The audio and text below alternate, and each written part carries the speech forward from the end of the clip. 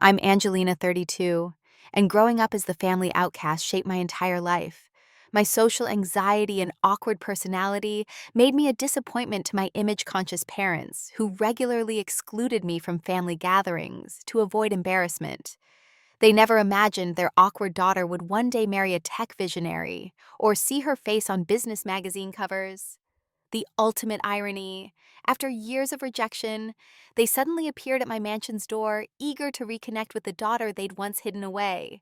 Before I share how everything unfolded, drop a comment telling me where you're watching from, hit that subscribe button, and get ready for a story about rejection success and the sweetest validation imaginable. My earliest memories are colored by the feeling that I didn't quite fit. While most children grow into their awkwardness, mine seemed to deepen with each passing year. By age 5, I already knew I was different from my bubbly, outgoing parents and my socially adept sister Melissa. Where they thrived in crowds drawing energy from social interactions, I felt overwhelmed and drained. Birthday parties were torture chambers of noise and unpredictable interactions. School presentations left me frozen with fear, my voice barely audible as classmates snickered. My parents noticed these differences early and viewed them as problems to fix. Angelina, look people in the eye when they speak to you, my mother would instruct before guests arrived. And for heaven's sake, try to smile more. You look so gloomy all the time. My father's approach was more direct. You need to come out of your shell. This shyness isn't doing you any favors.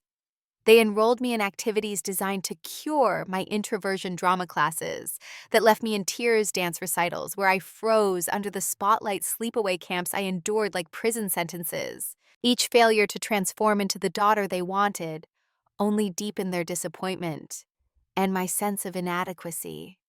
The first time I was explicitly excluded was for my cousin Taylor's 8th birthday party. I overheard my mother on the phone with Aunt Judith. "Yes, we'll all be there except for Angelina," she said, glancing at me across the room. "You know how she is. She'd just be uncomfortable and make everyone else uncomfortable too." I pretended not to hear, but those words carved themselves into my 8-year-old heart.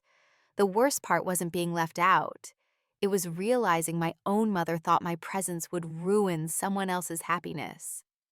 That Saturday, I watched from my bedroom window as my parents and Melissa loaded into our minivan, dressed in party clothes bearing wrapped gifts. "We'll bring you back some cake," my father offered, as if that could fill the void of belonging. Left with the elderly neighbor who often watched me, I retreated into the world that never rejected me, books, and eventually computers. While my family celebrated without me, I lost myself in stories where awkward, unusual people weren't burdens, but heroes. I devoured novels about outcasts who discovered hidden talents and found their places in the world. By 4th grade, it became clear that while I struggled socially, academics came naturally to me. My report cards were filled with A's, particularly in math and science. I won the school science fair with a project on simple robotics. My teacher sent a glowing note home suggesting I might have exceptional aptitude in these areas. My parents' reaction was lukewarm at best. "That's nice, dear," my mother said, placing the note on the counter where it was soon buried under mail. That same week, Melissa was selected for the cheerleading squad, and my parents threw her a celebration dinner, inviting grandparents and taking dozens of photos for social media. The message was clear. Academic achievement was nothing compared to social accomplishment. Melissa's popularity was worthy of celebration. My braininess was at best a consolation prize for my social failures. As elementary school gave way to middle school, I discovered computers. Our school had just received a donation of new equipment, and the technology teacher, Mr. Bennett, noticed my interest. "You have a natural intuition for this," he told me after I mastered basic programming logic in half the time of my classmates. While other kids used computer lab time to play games, I was learning HTML, creating simple websites, and eventually teaching myself basic JavaScript from books checked out from the public library. The digital world made sense in a way human interaction never did. Code didn't judge me for being quiet or awkward. It simply worked or didn't work based on logical principles I could understand. At home, I begged for my own computer saving allowance and birthday money toward it. When I finally got an outdated desktop my uncle no longer wanted, It became my sanctuary. My parents viewed my growing interest in technology as further evidence of my oddness. "Wouldn't you rather go to the mall with Melissa and her friends?" my mother would ask, as if staring at screens was making me even more socially stunted. What they failed to understand was that I was finding my path, one that would eventually lead far beyond anything they could imagine. But at 12 years old, all I knew was that I'd been measured against some standard of normalcy and found wanting. My worth in our family was determined by how I made them look to others, and by that measure, I was a disappointment they increasingly chose to hide away. High school amplified every social anxiety and insecurity I developed during childhood. Freshman year, I was the perfect storm of teenage awkwardness metal braces that made me self-conscious about smiling thick glasses after a failed attempt at contact lenses. I couldn't stop blinking during insertion clothes selected for comfort rather than style, and a complete inability to navigate the complex social hierarchies of adolescence. My sister Melissa, a junior when I started high school, was everything I wasn't: homecoming court nominee athlete social butterfly, with an enviable group of friends. We walked the same hallways like strangers from different planets. Occasionally, she'd acknowledge me with a quick "hey" if we passed each other, but mostly she maintained a careful distance, as if my awkwardness might be contagious. At home, my parents' embarrassment about my social inadequacies intensified. When they hosted dinner parties, I was encouraged to eat earlier in my room. "You know how quiet you get around new people?" Mom would say, framing it as consideration for my comfort rather than their image. "You'd be happier with your books anyway." The first major holiday I was explicitly excluded from was Thanksgiving at my grandmother's house when I was 14. I'd been looking forward to it for weeks. Grandma Elaine never seemed bothered by my quietness, and always saved the corner spot on her sun porch for me, where I could observe family chaos from a comfortable distance. The morning of Thanksgiving, I woke early and packed my backpack with a book and my handheld game console comfort items, for when social interaction became overwhelming. Coming downstairs, I was confused to find no cooking underway, no preparations for departure. "Oh, honey," my mother said, looking uncomfortable. "We thought it would be better if you stayed home this year." "What? Why?" I asked, my stomach dropping as I noticed everyone else was dressed and ready to leave. My father cleared his throat. "Last year you barely spoke to anyone and disappeared for hours. Aunt Karen thought you were being rude when you didn't answer her questions about school." "I was overwhelmed," I tried to explain. "There were so many people and—" "That's exactly the point," my mother interrupted. "These gatherings are about family connection. When you shut down or say inappropriate things, it makes everyone uncomfortable." "What inappropriate things?" I asked, genuinely confused. "Last Christmas, you lectured Uncle Steve about how his business website had security vulnerabilities," my father said. "He was embarrassed, Angelina. No one wants technical critiques during holiday small talk." I'd thought I was being helpful, offering my growing knowledge to someone who might benefit from it. Instead, I'd apparently committed some grave social error.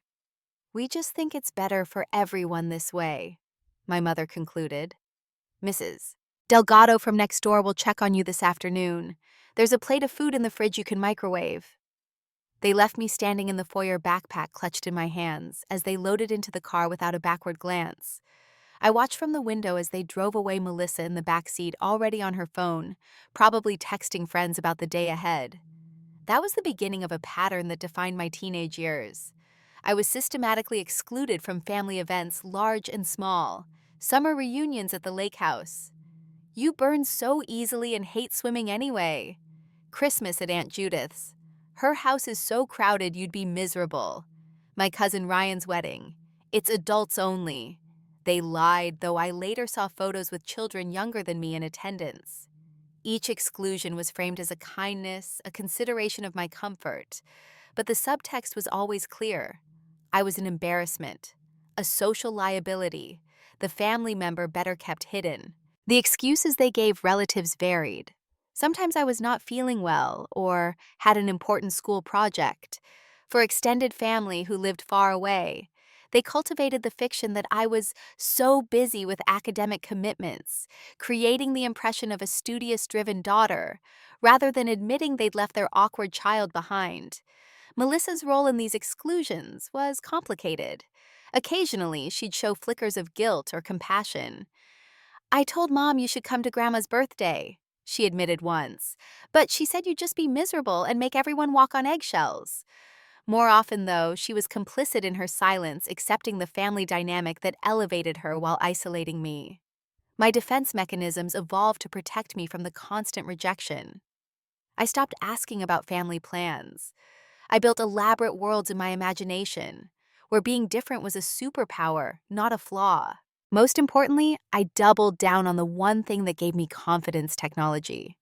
While my family attended cookouts and celebrations without me, I taught myself Python and C++. I built simple games and apps that earned praise from my computer science teacher. I lost myself in coding forums where no one could see my awkward mannerisms or hear my halting speech patterns, where I was judged solely by the quality of my ideas and the elegance of my solutions. Mr. Harrison, my high school CS teacher, became a crucial ally during these years. "You have a gift, Angelina," he told me after I completed a semester project in half the allotted time. "The tech industry needs minds like yours." He lent me books from his personal collection stayed after school to teach me concepts beyond the curriculum, and eventually helped me apply for specialized summer coding camps. When I was accepted to a prestigious program at MIT for high school students, he drove me to the airport himself after my parents claimed they were too busy to take me. "Sometimes," he told me during that drive, "the people who raised us aren't equipped to see us clearly. It doesn't mean there's anything wrong with you." Those 3 weeks at MIT were transformative, my first experience being surrounded by people who shared my interests and never once made me feel strange for my passion or communication style. I returned home with a newfound confidence that was promptly deflated when I realized my parents hadn't even noticed my achievements in the program. Meanwhile, my programming projects grew more sophisticated. Junior year, I developed an algorithm that significantly improved the school's library database system. The local newspaper ran a small piece about it, which the school proudly displayed on their bulletin board. My parents never mentioned seeing it. The final exclusion that cemented my determination to build a life far from my family came during senior year. My cousin Danielle was getting married in June, 2 weeks after graduation. Melissa had been asked to be a bridesmaid, and my parents were involved in various aspects of the wedding planning. One evening, I overheard them discussing the seating chart. "Should we put Angelina at the family table or with the younger cousins?" my father asked. There was a pause before my mother responded. "Actually, we've been thinking it might be better if Angelina skips this one." "The whole wedding," my father clarified. "You remember how she was at the last family wedding. She didn't dance, barely spoke to anyone, and spent half the reception outside on her phone." "I was looking at the stars with the astronomy app," I said, stepping into the room. There was a rare planetary alignment that night. They had the decency to look startled by my presence, but not enough to reconsider their position. "Honey, these events are just not your scene," my mother said with practiced gentleness. "Wouldn't you be happier doing something you enjoy instead?" The familiar justification felt especially hollow this time. "So I'm never going to be included in family events because I don't act exactly like everyone else, because I'm too awkward," my father sighed. "It's not about punishing you, Angelina. It's about what's comfortable for everyone, including you." "No," I said with a clarity that surprised even me. "It's about what's comfortable for you. It's always been about what's comfortable for you." I turned and walked out of the room, a plan already forming in my mind. I'd already been accepted to several top computer science programs with scholarships. In that moment, I decided I would choose the school farthest from home and never look back. 2 months later, as my parents and sister attended my cousin's wedding, I sat alone in my bedroom finalizing my acceptance to Stanford University's computer science program, 3,000 miles, and a world away from the family that had never found room for me at their table. Stanford University's sprawling campus became my first taste of true independence. Move-in day was a stark contrast to the family-centered ritual I'd observed in movies and anticipated with a mix of dread and longing. While other freshmen arrived with minivans full of supportive parents and siblings, I flew in alone, my life packed into 2 suitcases and a laptop bag. "Are your folks coming later?" my roommate Priya asked as she hung fairy lights above her bed, her parents bustling around arranging her things. No, they're busy. I said the lie easier than explaining my family dynamic to a stranger. How could I tell this cheerful girl with her doting parents that mine were probably relieved to have their awkward daughter out of the house? Those first weeks were a paradoxical mix of loneliness and freedom. Without my family's constant reminder of my social inadequacies, I found space to breathe, to exist without apology. Still, old habits of self-isolation proved hard to break. I ate meals quickly, and alone chose seats at the edges of lecture halls, and spent evenings in the sanctuary of my dorm room, while others formed friendships in common spaces. The turning point came during the third week of classes. In Introduction to Computer Science, our professor assigned group projects with randomly selected partners. Mine was a lanky, perpetually disheveled boy named Marcus, who wore the same faded Doctor Who t-shirt 3 days a week and spoke with passionate intensity about coding languages. "You're really good at this," he said after watching me debug a program in half the time it would have taken him. "Want to join our study group Tuesdays at the coffee shop off University Avenue?" "I don't really do groups," I replied automatically, the echo of my mother's voice in my head reminding me how awkward I'd be. Marcus shrugged. "Nobody really does groups in comp sci. We're all weird. That's why it works." Curiosity overcame anxiety, and the following Tuesday, I found myself at a corner table with 5 other students, all brilliantly odd in their own ways. Aisha rocked constantly while explaining algorithms with dazzling clarity.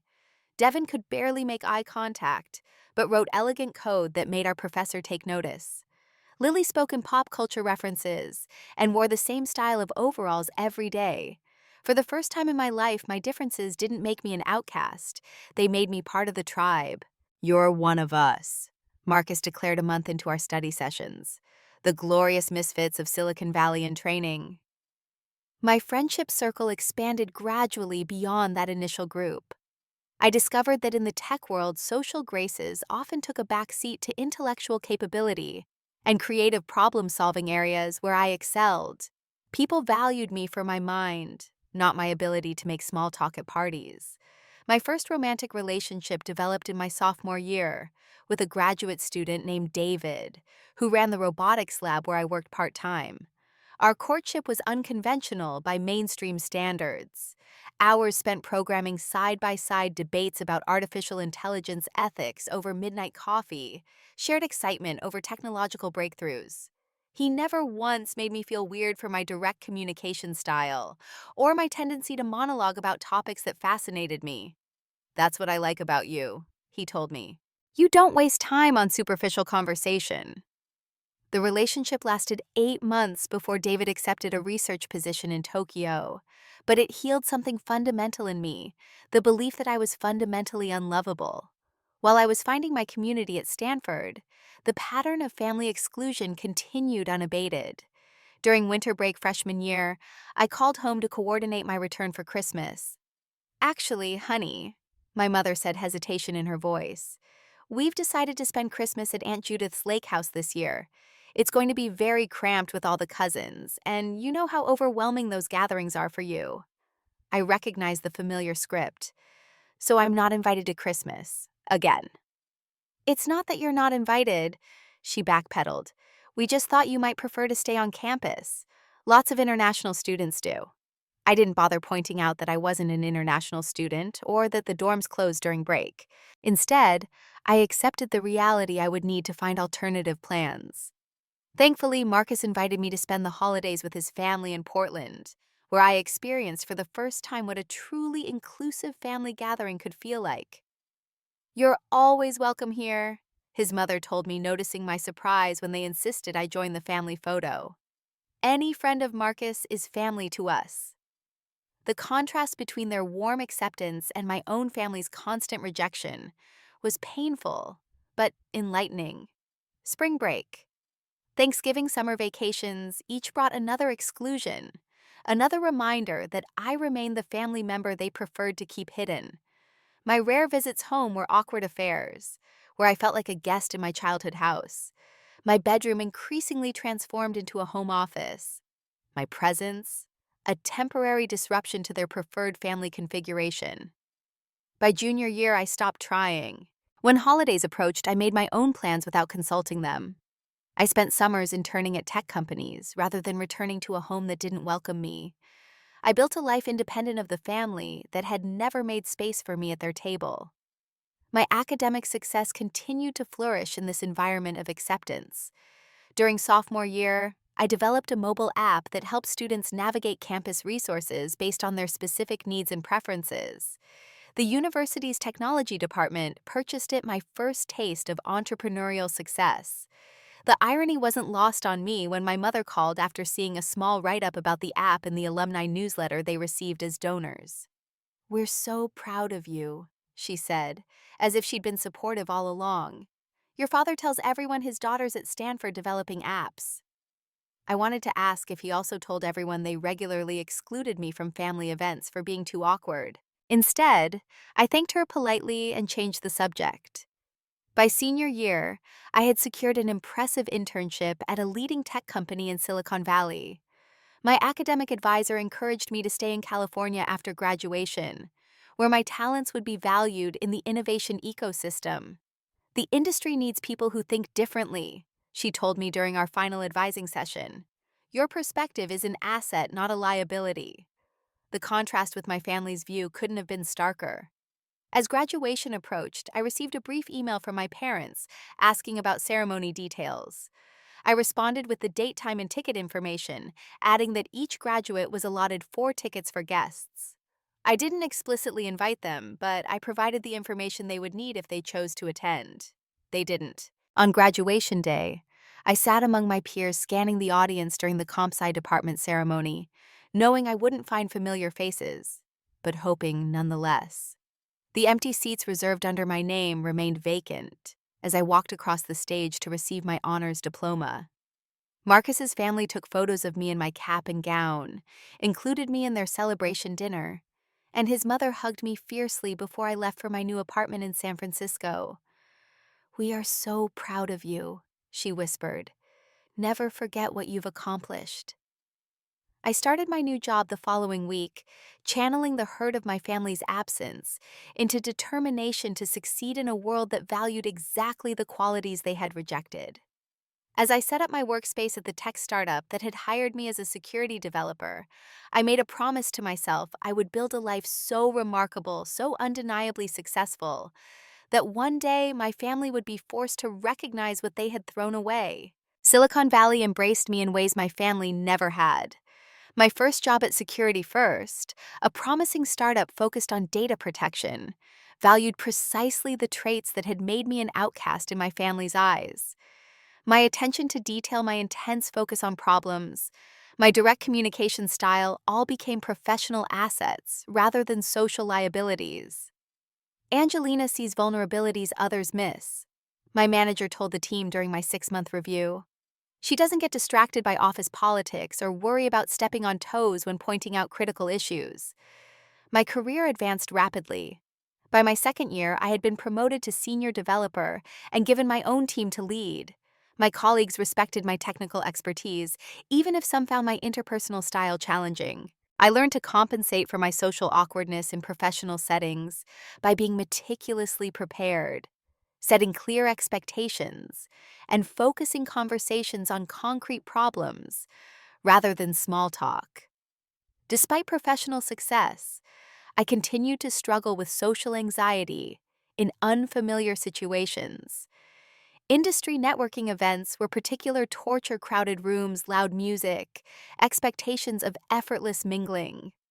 I developed coping strategies, arriving early before crowds formed, preparing 3 work-related topics to discuss, setting a timer to allow myself to leave after a reasonable period.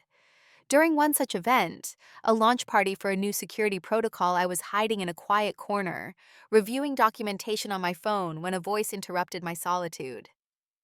"Is that the Henderson vulnerability assessment you're reading at a party? I thought I was the only one who did that."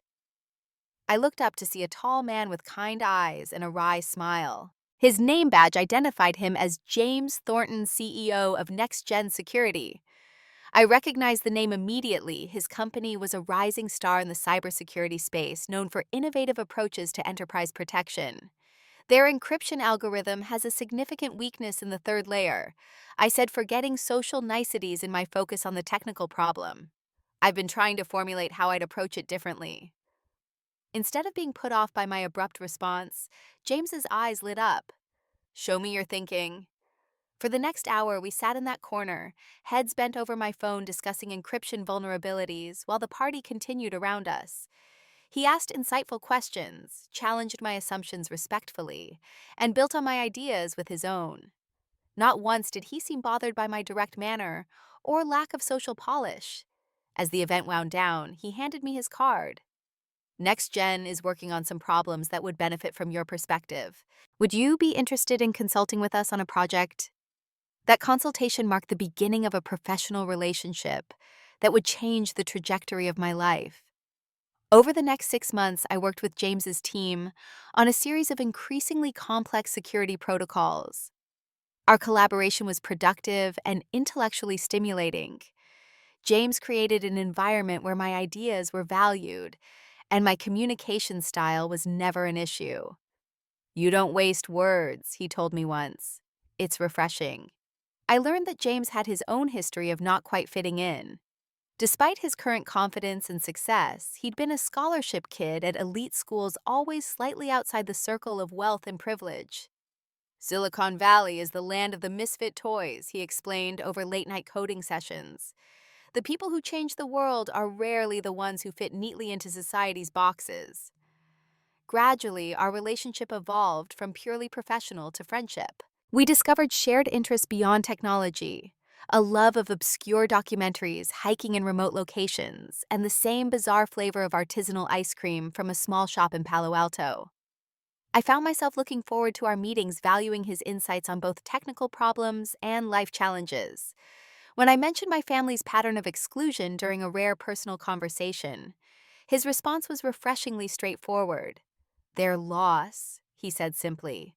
"Some people can't recognize value that doesn't come in familiar packaging."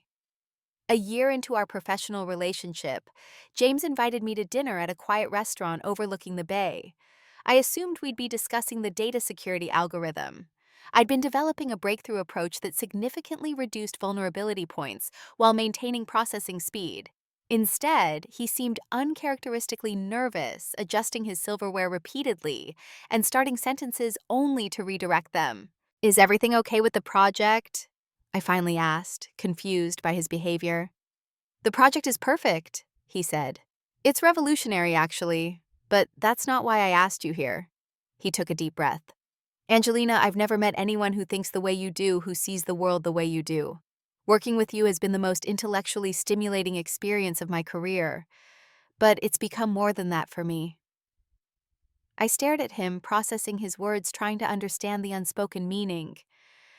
"I'm trying to say that I have feelings for you," he clarified correctly, reading my confusion. "Non-professional feelings, romantic ones." "Oh," I said, genuinely surprised. Despite our growing closeness, I hadn't interpreted his interest as romantic. My history of rejection had made me blind to the possibility that someone like James, successful, respected, socially adept, could see me as more than a valuable mind. "I understand if you don't feel the same way," he continued. "Our professional relationship is important, and I don't want to jeopardize that. But I needed to be honest about how I feel." "I don't know what to say," I admitted. "I'm not good at this." "You don't need to be good at it," he said gently. "Just be honest. That's what I've always appreciated about you." So, I was honest. I've never felt as comfortable with anyone as I do with you. I look forward to our conversations more than anything else. But I've never been in a serious relationship, and I'm afraid I'd disappoint you with my awkwardness. "Your awkwardness, as you call it, is part of what I admire about you," he said. "Your authenticity, your lack of pretense. Would you be willing to explore this even if you're uncertain?" The dinner marked the beginning of our romantic relationship. James approached our dating life with the same thoughtfulness he brought to business problems. He respected my need for quiet evenings rather than crowded social events. He never pushed me into uncomfortable situations or tried to fix my introversion. On our fourth date, after I'd nervously canceled our dinner reservation, because I couldn't face the crowded restaurant, he showed up at my apartment with takeout and a portable projector. I thought we could have a private planetarium night instead, he explained, setting up the projector to display stars on my living room ceiling. I fell in love with him that night, not despite, but because of how he embraced my differences. After a year of dating, during a private moment in his Napa Valley vineyard estate, James proposed. He didn't make a grand public gesture, knowing that would be my nightmare. Instead, as we sat watching the sunset over the vines, he simply asked if I would consider building a life with him. "I can't imagine a future without you," he said, holding a simple emerald ring he remembered I'd once mentioned. Diamonds seemed impractical. "Your mind, your heart, your unique way of seeing the world, I want all of it forever." I hesitated, not because I didn't love him, but because marriage meant family, a concept that had brought me nothing but pain. "What if I'm not good at being a wife?" I asked. "What if I embarrass you at company events or disappoint you with my social limitations?" "Angelina," he said gently, "I'm not asking you to be anything other than exactly who you are. That's who I fell in love with." I said yes, and we began planning our wedding, which brought me to the painful question, would I invite my family? The people who had systematically excluded me from their important life events, who had made me feel like an embarrassment to be hidden away. "They're your family," James said when I raised the question, "but the decision is yours. Whatever you choose, I support you." After weeks of deliberation, I made my decision. I would not invite them. Just as they had decided countless times that my presence would ruin their celebrations, I decided their presence would cast a shadow over mine. The wedding would include only people who had supported and accepted me, my chosen family of friends and colleagues who valued me exactly as I was. It was a small act of justice, but it felt like reclaiming my power after years of painful rejection. Our wedding day dawned clear and perfect in early May. James's estate in Napa Valley provided a stunning backdrop, rolling vineyards, blooming gardens, a view of distant mountains beneath a cloudless sky. We had chosen to keep the ceremony small and intimate, with just 40 guests comprised of close friends and colleagues who had become family to us. The night before, I had a moment of doubt as I stood alone in the guest house where I was staying until the ceremony. The empty space where family should have been felt suddenly acute. Would I regret not having my parents witness this milestone? Should I have extended one final invitation, one last chance for reconciliation? I picked up my phone, scrolled to my mother's number, and hovered my finger over the call button. 3 years had passed since I'd last spoken to them. A brief, stilted conversation at Christmas, where they'd informed me they'd be spending the holiday at a resort in Aspen, once again, without me. In that moment, I imagined the conversation, their surprise at the news of my engagement, their hurt at being excluded, perhaps even genuine regret for the years of rejection that had led to this point. But then I remembered their consistent message throughout my life. My presence was an inconvenience, an embarrassment, something to be managed rather than celebrated. I put the phone down. This day belonged to me and James, to our happiness and our future. I would not invite the possibility of rejection on my wedding day. Mr. Harrison, my high school computer science teacher who had become a mentor and friend, served as my family representative. Now in his 60s with silver hair and the same kind eyes I remembered he had traveled from across the country when I'd called to ask if he would walk me down the aisle. "It would be my greatest honor," he had said, voice thick with emotion. "I always knew you were destined for extraordinary things, Angelina." The ceremony itself was beautiful in its simplicity. I wore an elegant sheath dress in pale blue rather than traditional white, another choice that might have scandalized my image-conscious mother, but felt authentically me. James waited beneath an arch of native wildflowers, his face lighting up as Mr. Harrison and I began our walk toward him. Standing before our chosen family, we exchanged vows we had written ourselves. I promised to bring my authentic self to our partnership each day. James vowed to always create space where I could flourish as exactly who I was. There were tears and laughter, genuine joy, unmarred by anxiety, about saying or doing the wrong thing. "You may now kiss the bride," our officiant announced, and as James's lips met mine, I felt a profound sense of belonging I had searched for my entire life. The intimate reception that followed was designed with my comfort in mind. Quiet background music instead of a dance floor. Small groupings of seating for conversations rather than large tables. Freedom to step away to quiet spaces when needed. No speeches, no spotlight moments, just genuine connection with people who celebrated our love. As the evening wound down, James found me sitting on a garden bench, taking a moment of quiet to process the day. "Any regrets?" he asked, joining me. "None," I said honestly. This was perfect. These are the people who chose to love me as I am. That's what family should be.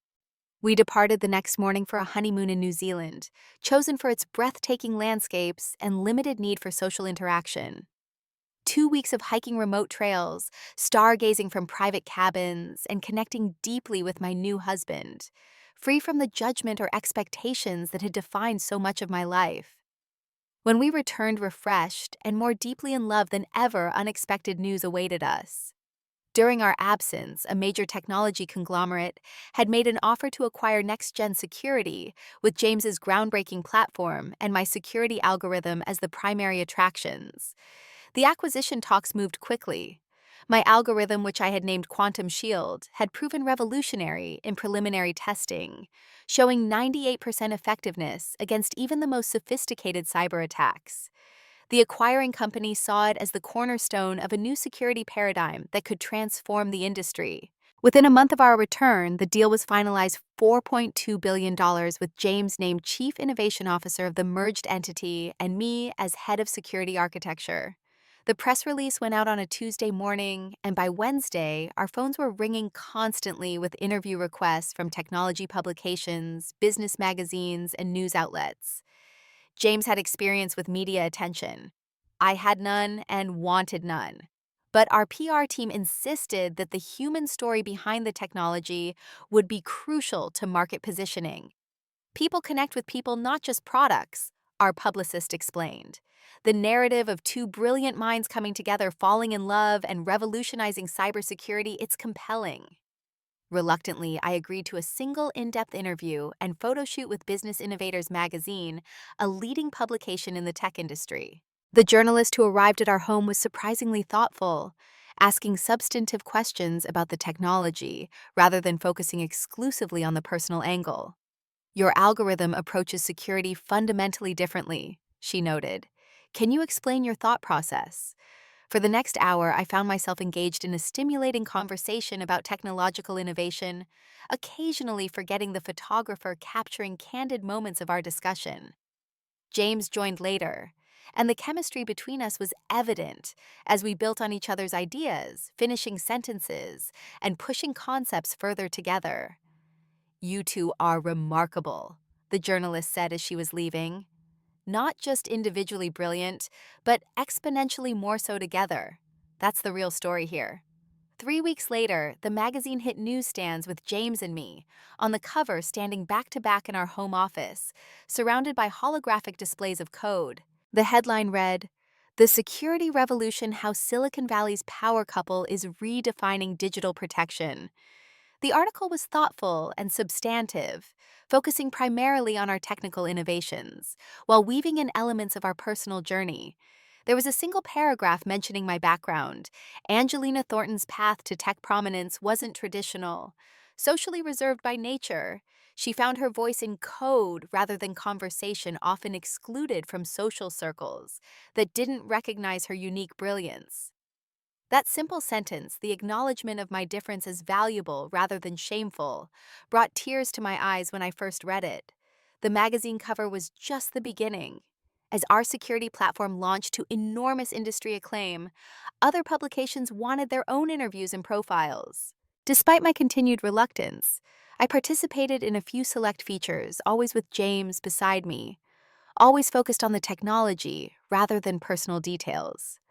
Within months, our faces appeared on technology publications, business magazines, and even mainstream media, as the security protocol we developed was implemented by major financial institutions, healthcare systems, and government agencies. My algorithm was credited with preventing several major data breaches, saving billions in potential damages. We purchased a large estate in an exclusive neighborhood in the hills overlooking Silicon Valley, a modern architectural marvel with clean lines, abundant natural light, and importantly for me, considerable privacy from neighbors. The house featured a state-of-the-art home office where we often worked side by side, a library filled with technical volumes and science fiction, and peaceful gardens where I could decompress when social interactions became overwhelming. 3 months after moving in, as we prepared for an industry networking event we were hosting at our home, my phone pinged with a text notification. I glanced at it, expecting a message from our event planner about last-minute details. Instead, I saw a name that hadn't appeared on my screen in years, Melissa. "Hey sis," the message read. "Saw you in Forbes, so proud of you. Would love to catch up sometime." I stared at the message, a complex wave of emotions washing over me. After years of silence, after countless exclusions and rejections, my sister was reaching out, not coincidentally after my face had appeared on magazine covers, and my name had become associated with immense success. I showed the message to James, who squeezed my shoulder supportively. "Whatever you decide to do with this, I'm behind you," he said. I chose not to respond immediately, needing time to process this unexpected contact from my past. The networking event consumed the remainder of the day, a gathering of 50 tech industry leaders to discuss emerging security challenges. Despite the crowd, I found myself handling the social demands with growing confidence, secure in my expertise and value in this world I had helped shape. As the last of our guests departed and our staff cleared away the remnants of the event, I finally had space to consider my sister's message and what, if anything, I wanted to do about it. I never had the chance to decide. The following morning, as James and I enjoyed a quiet breakfast on our terrace overlooking the valley, the security system announced visitors at our gate. The camera feed showed a scene I had never imagined: my parents and sister standing awkwardly at our entrance, my mother clutching a gift bag, my father adjusting his tie nervously, Melissa fidgeting with her phone. "It's my family," I said the word, feeling strange in my mouth after so many years of separation. "All of them." James looked at me questioningly. "Did you invite them?" "No," I said, still staring at the monitor in disbelief. I never responded to Melissa's text. "Do you want to see them?" he asked carefully. Did I? The question hung in the air as I watched them on the security feed, these people who had systematically excluded me from their lives for being too awkward, too embarrassing, too different. These people who had never made space for me at their table now stood at my door uninvited, unexpected. "Yes," I finally said, surprising myself. "I think I do." James squeezed my hand supportively. "I'll be right beside you." Together we walked to the front door, opening it to face the family I hadn't seen in nearly 4 years. They stood frozen in my doorway, expressions shifting rapidly between forced smiles and obvious discomfort. My mother looked older than I remembered, fine lines around her eyes more pronounced. My father's hair had grayed significantly. Melissa had cut her once long hair into a fashionable bob, her polished appearance unchanged. "Angelina," my mother exclaimed with artificial brightness. "What a wonderful surprise!" I raised an eyebrow. "A surprise you're the ones at my door unannounced." "Well, we were in the area," my father explained, though our home was nearly 3,000 miles from their East Coast residence. "Thought we'd stop by and see how you're doing." "We've seen you everywhere lately," Melissa added, holding up her phone, which displayed a saved article with my picture.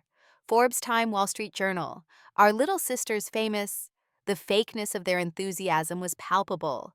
These were the same people who had told me my presence, made others uncomfortable, who had systematically excluded me from family gatherings for years.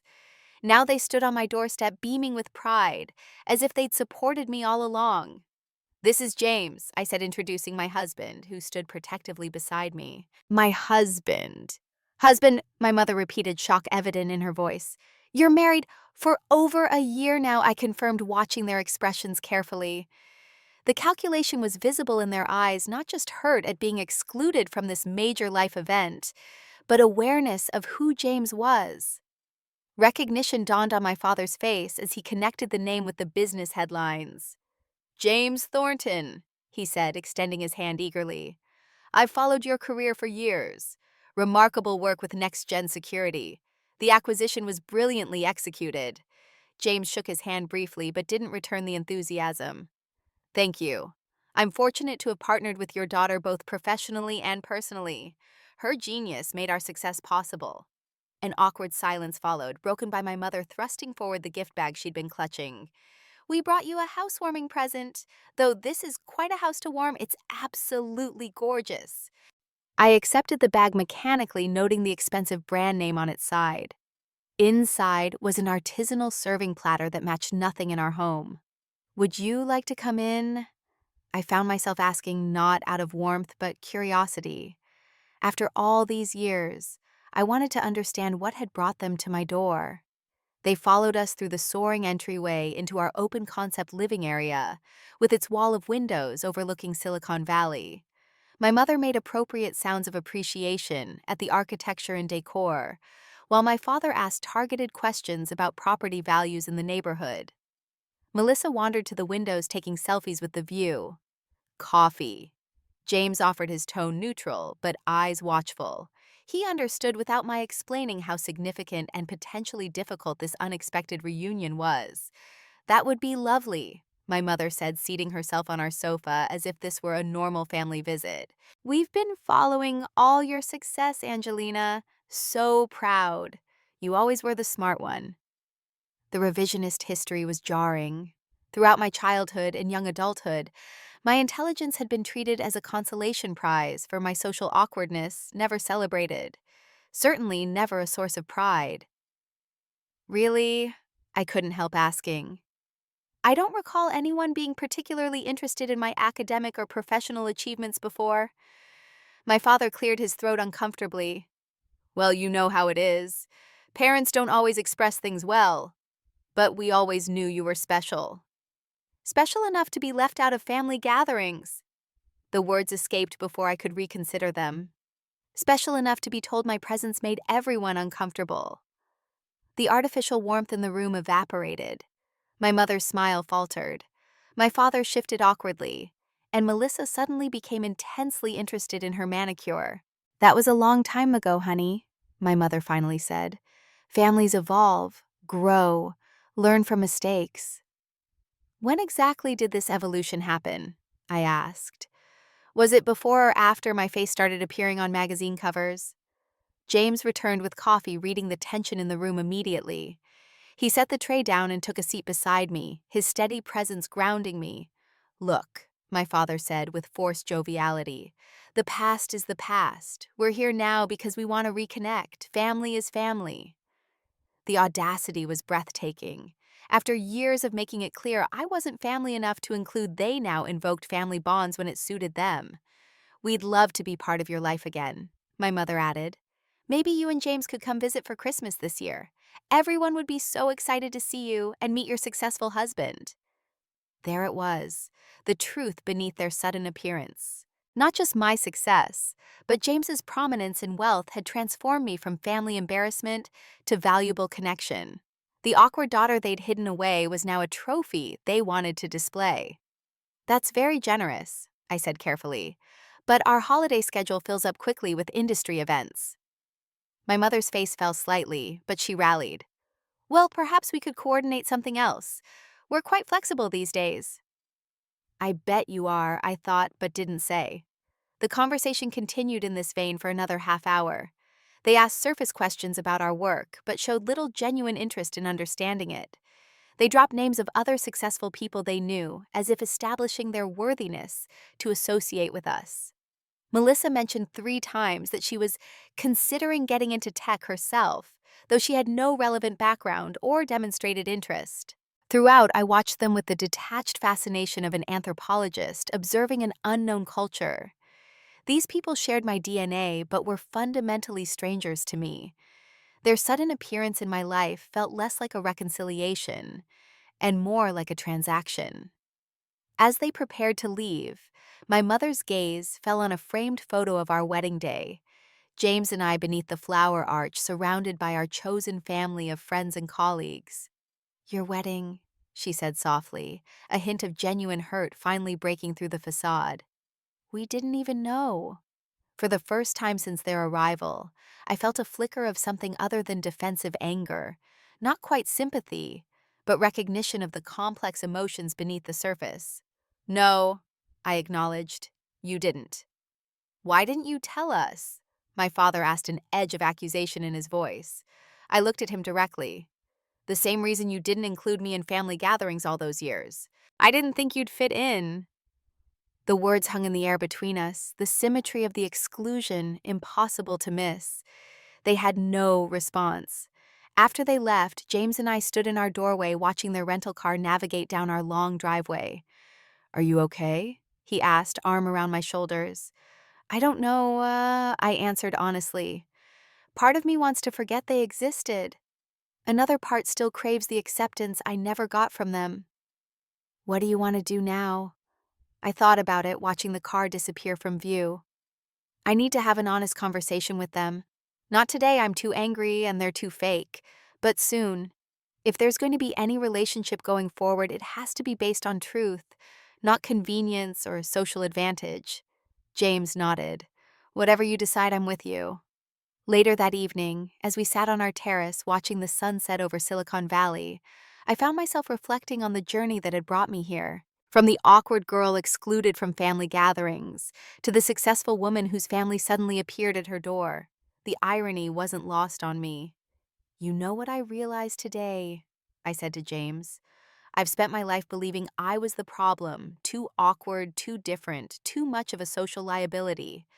But watching them perform this artificial version of family today made me see something clearly for the first time." "What's that?" he asked. "I was never the problem." I said, the truth of it settling in my bones. Their narrow definition of acceptable was the problem.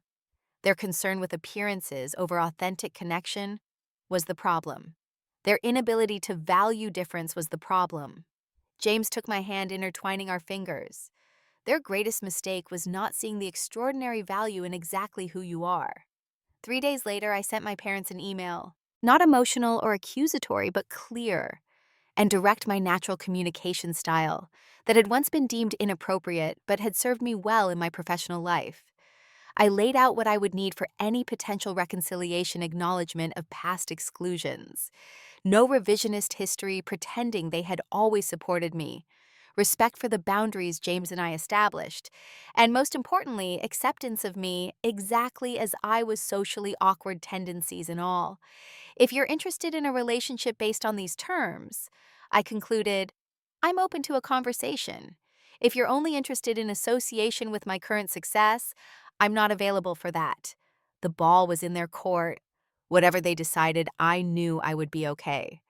I had built a life filled with people who valued me for exactly who I was. I had found love with a man who saw my differences as strengths. I had created success on my own terms without compromising my authentic self.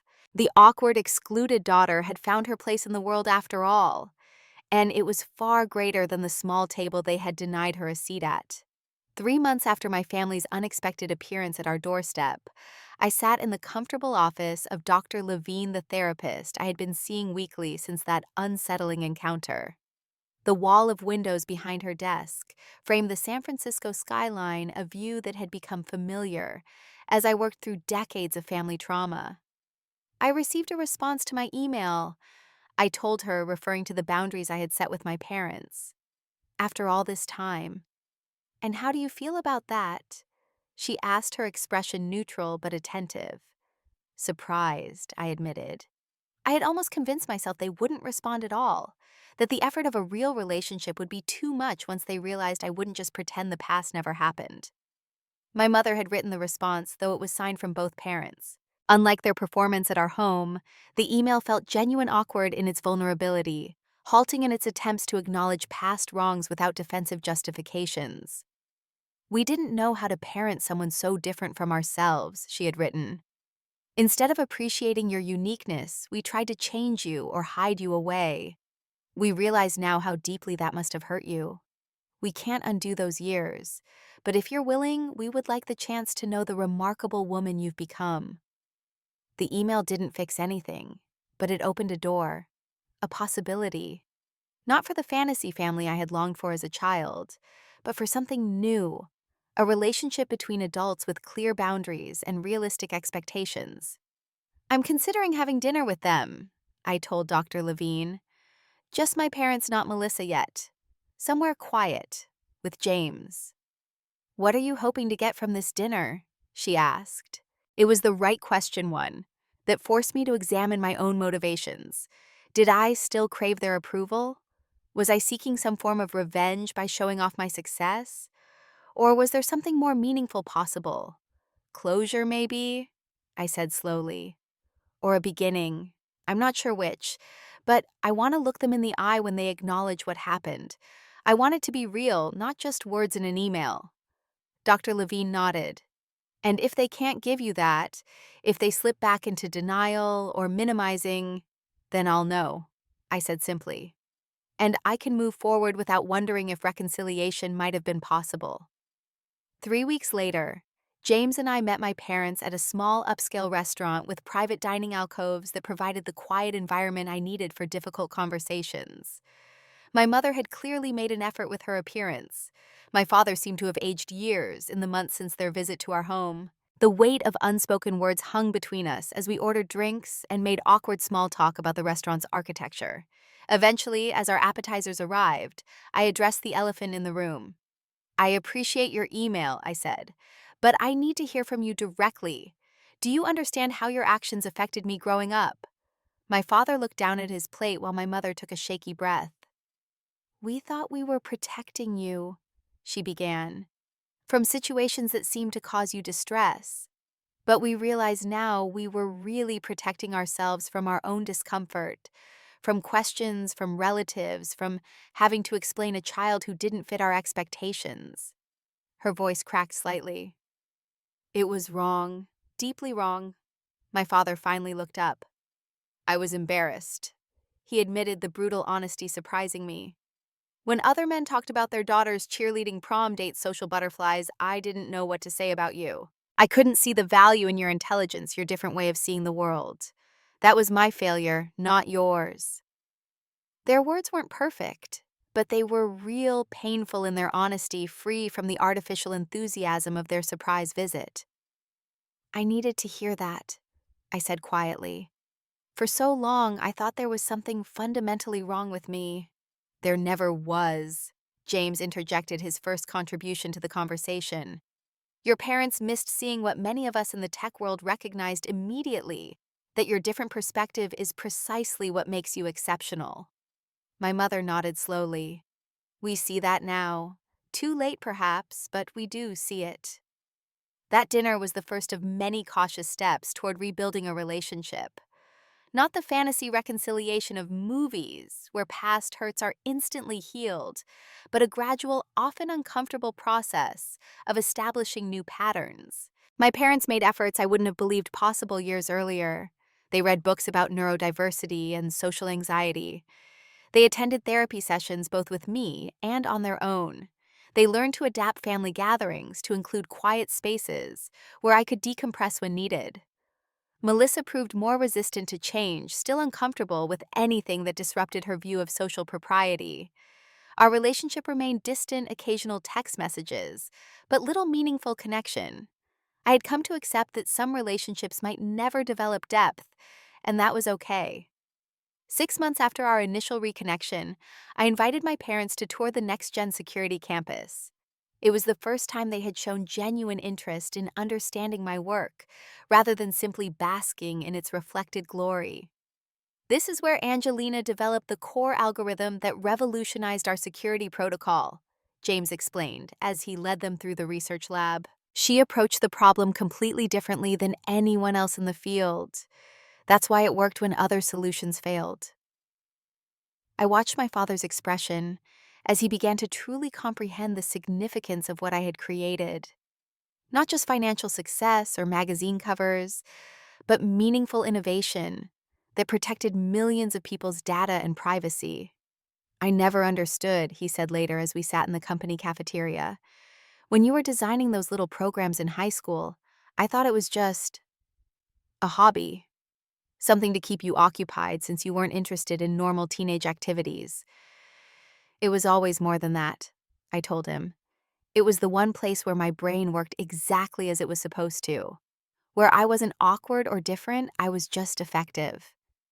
That visit marked a turning point in our evolving relationship. For the first time, I felt seen by my parents not as the successful woman who had married well and made headlines, but as myself, the self I had always been. As I continued to navigate this new phase with my family, I found myself increasingly drawn to helping others who had experienced similar rejection for being different. James and I established the Thornton Foundation for Neurodivergent Youth, providing scholarships and mentorship for young people with social anxiety, autism spectrum traits, and other differences that were often stigmatized rather than celebrated. Through the foundation's work, I connected with professionals who helped me understand aspects of myself I had always attributed simply to being awkward.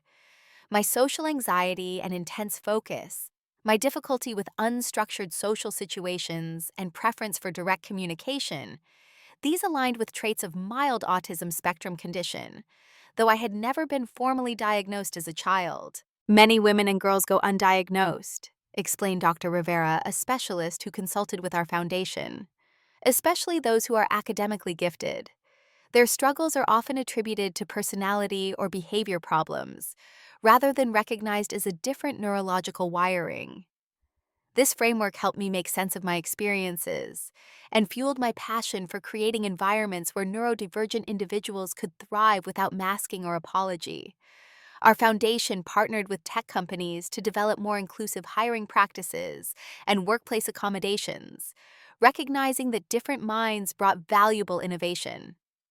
At a foundation fundraising event, I shared my story publicly for the first time, not just the success, but the rejection and exclusion that had preceded it. The response was overwhelming, with countless messages from people who saw their own experiences reflected in mine. "Your story helped me understand my daughter better," one mother told me afterward, tears in her eyes. "I've been trying to make her more normal instead of appreciating her unique gifts. I won't make that mistake anymore." My parents attended that event, sitting quietly in the audience as I spoke my truth. Afterward, my mother hugged me with uncharacteristic emotion. "I'm so sorry we couldn't see you," she whispered. "Thank you for giving us another chance to try." Our relationship continued to evolve with careful boundaries. They were now welcome at holiday gatherings in our home, though these were designed around comfort rather than convention. Quiet background music, instead of forced gaiety, freedom to step away from social interaction when needed, no pressure to perform prescribed social roles. 2 years after our reconnection, my father called with news that initially filled me with dread. The extended family was planning a reunion. Everyone would be there. Aunts, uncles, cousins I hadn't seen in over a decade. "They'd like you to come," he said. "You and James. But I want you to know, no pressure. It's entirely your decision. And if you do come, it would be on your terms. We can make sure there are quiet spaces, schedule breaks, whatever you need." The fact that he even understood these needs represented enormous growth. Still, I hesitated. Memories of past exclusions still raw, despite the healing that had occurred. "I'll think about it," I promised. That night, discussing it with James, I realized something important. "I'm not the same person they excluded all those years ago," I said. "I'm not that vulnerable girl desperate for acceptance anymore. I know my worth now." "So, what do you want to do?" he asked. "I think I want to go," I said, surprising myself. "Not to prove anything or seek validation, but because I'm curious about these people who share my history. And because I can walk away at any point if it becomes too much. That freedom changes everything." We attended the family reunion the following summer. It was uncomfortable at times, fascinating at others. Some relatives were genuinely interested in connecting. Others clearly viewed me through the lens of my success rather than kinship. I set boundaries where needed, took breaks when overwhelmed, and left early without apology when my social battery depleted. It wasn't perfect, but it was authentic, and that made all the difference. As James and I drove away from the reunion, I reflected on the journey that had brought me here. From the awkward girl excluded from family gatherings to the confident woman who could engage on her own terms. From the child who believed something was fundamentally wrong with her to the adult who recognized her differences as valuable facets of her identity. "Are you glad we went?" James asked as we headed home. "Yes," I said after a moment's reflection. Not because it was some magical healing experience, but because I could be fully myself there, awkwardness and all, and know that I'm still whole and worthy regardless of anyone else's reaction. That perhaps was the greatest victory, not the external success or recognition, not even the tentative family reconciliation, but the unshakable self-acceptance I had finally achieved. In the years since my family reappeared on my doorstep, I've learned that true acceptance can't be demanded from others. It must first come from within. The journey from rejection to self-validation wasn't easy or straightforward, but it led me to create a life far richer and more authentic than I could have imagined during those lonely, excluded years. I sometimes wonder about that awkward girl I once was sitting alone in her room while her family celebrated without her. If I could speak to her across time, I would tell her, "Your different way of experiencing the world isn't wrong. It's valuable. The very traits they're trying to hide away will someday be recognized as gifts. The path ahead is difficult, but one day you'll build a life where you're celebrated, not merely tolerated. And most importantly, you'll learn that family isn't defined by DNA, but by who makes space for your authentic self at their table." Have you ever felt excluded or rejected for being too different or not fitting someone else's expectations? How did you find your own path to self-acceptance? Share your story in the comments below. You never know who might need to hear exactly what you've experienced. Don't forget to like, subscribe, and share this video if it resonated with you. Remember, the qualities that make you too much for some people are exactly what make you valuable, unique, and worthy of celebration. Thank you for listening.